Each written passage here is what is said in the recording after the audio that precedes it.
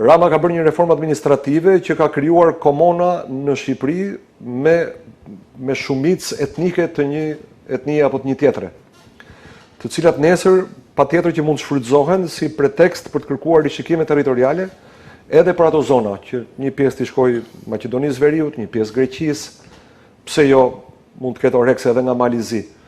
Nga Kosova jemi të sigurt që nuk ka orekse, nuk trembemi, po t'i kërkoj ja japim të gjitha, ja japim edhe të gjithë Shqipërinë, Kosovës. Do ishte më mirë sot që këta 2.3 milion shqiptarë sa kanë mbetur të jetonin nën udhëheqjen e Albin Kurtit apo cili do lideri shqiptar të Kosovës se sa të Edi Ramës.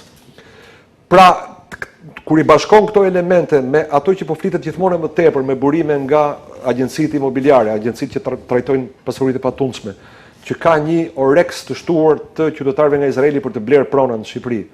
Dhe po blenë kryesisht në zona bregdetare, nga Durrësi deri në Sarand.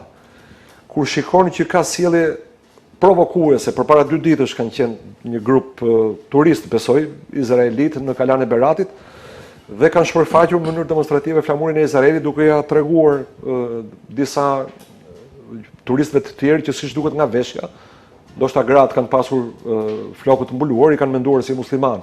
Pra guxojnë të vinë në Berat dhe provokojnë duke qenë turist.